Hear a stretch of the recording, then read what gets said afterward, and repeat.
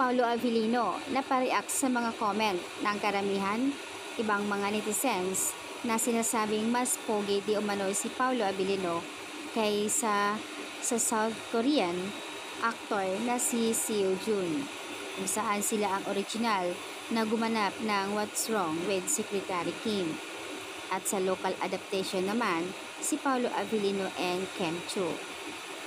Base sa panayam ng Tip article, tinanong nga si Paolo ano ang masasabi niya dahil nga sa lakas ng kanilang chemistry ni Kim at talaga namang tinatangkilik ng mga netizens lalo na sa social media. Ayon kay Paolo, very romantiko at syempre naman yung impact doon dahil gusto ko rin na masaya lalo kasama si Kim. Matagal ko na rin pinangarap na makakasama sa trabaho si Kim at syempre yung effort, pakita yung best para lalong gumanda ang kanilang series. At tinanong muli si Paolo anong masasabi niya doon sa pinagkumpara sa original na si Seo Joon doon sa comment ng mga netizens na mas pogi di umano si Pao. Sagot nga naman ni Paolo na hindi naman. Ibig sabihin, pareho sila may tsura, pogi. Eka nga, comment ng karamihan, hindi dapat ipapag-compare ang dalawa dahil magkakaiba.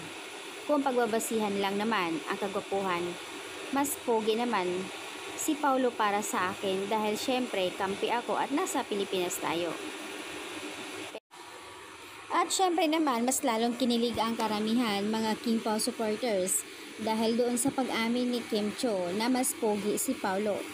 Ang pogi niya sa pagpuri naman ni Kim, kaya naman kinilig ang lahat. Pero doon naman tayo sa pag-compare kay Korean actor na si Seo Joon and Paolo. Sabi ng iba, hindi dapat ipag-compare ang dalawa dahil pareho silang pogi. Pogi naman din talaga si Paolo. Syempre, appreciate ko yan dahil nasa Pinas tayo. Mas cute naman din daw ang original, pero mas gwapo si Paolo. So, kanya-kanyang opinion ang iba. Syempre, boyfriend ni Kim si Paolo, kaya nagsasabi siya na mas pogi si Paolo. Para sa akin, pareho silang pogi. So, ayan yung mga ibang comment doon na ipinost ng Pip na sinasabi pa ng iba, correct, mas gwapo si Pao talaga dahil nandito tayo kaya puring-puri natin si Paolo.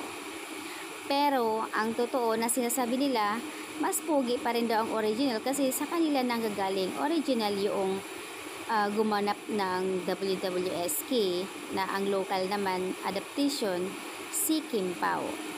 But anyways, doon tayo sa sinasabi ni Kim na mas pogi si Paolo. Kaya naman kilig overload ang Kim Pao ngayon.